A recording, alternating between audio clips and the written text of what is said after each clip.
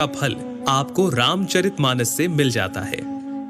राम जी की कथा सबसे पहले शिव जी माता पार्वती को सुनाते हैं। रामचरितमानस के बालकांड में आपको बहुत सारी कथाएं मिल जाएंगी, जैसे सती माता का भ्रम और उनके द्वारा राम जी की परीक्षा, शिव जी द्वारा सती माता का त्यागा जाना, सती माता का दक्ष यज्ञ में जाना और पति के अपमान से दुखी होकर योगाग्नि से देह त्यागना, और फिर पार्वती जी का जन्म और शिव विवाह। परंतु राम जी के अवतार लेने के दो मुख्य कारण रामचरितमानस में आप जान पाएंगे।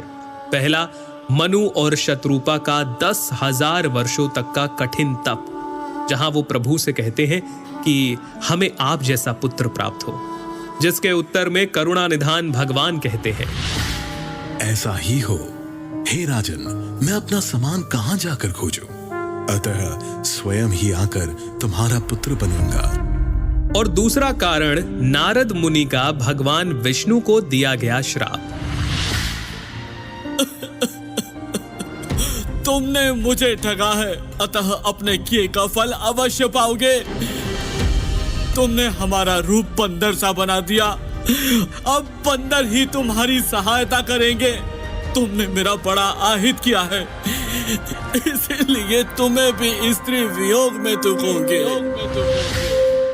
एक ओर जहां राम जन्म की भूमिका बन रही थी, वहीं पुलत्स्य ऋषि के कुल में जन्म हुआ भाइयों समेत 10 सर और 20 भुजाओं वाले प्रचंड पराक्रमी रावण और उसके भाइयों ने ब्रह्मा जी की तपस्या कर उनसे वरदान मांगा। रावण ने कहा, हे जगदीश्वर, वानर और मानव, इन दो जातियों को छोड़कर हम किसी के मारे ना मरे।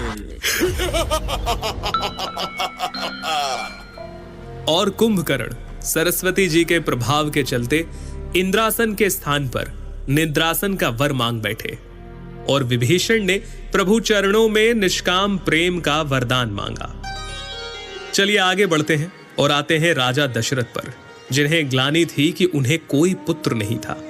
गुरु वशिष्ठ के कहे अनुसार महाराज दशरथ ने ऋषि श्रृंगी को बुलाकर पुत्र कामेष्ठी यज्ञ किया, जहां अग्निदेव स्वयं हाथ में चरु यानी कि खीर लिए प्रकट हुए, और इस खीर के प्रभाव से तीनों रानियां यानी माता कौशल्या, माता कैकेयी और माता सुमित्रा गर्भवती हुईं, और चैत्र मास के शुक्ल पक्ष की 9वीं तिथि को दोपहर के समय प्रभु श्री राम का प्राकट्य हुआ।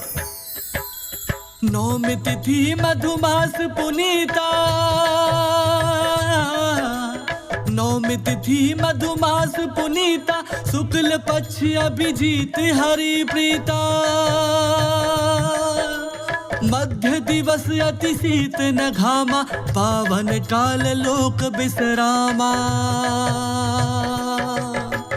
राम सिया राम बोलो, राम सिया राम बोलो, राम सिया राम बोलो राम।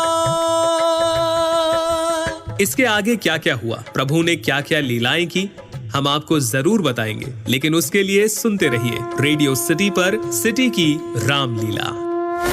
सुनिए बालकांड से लेकर उत्तरकांड तक, सिर्फ सिटी की रामलीला में।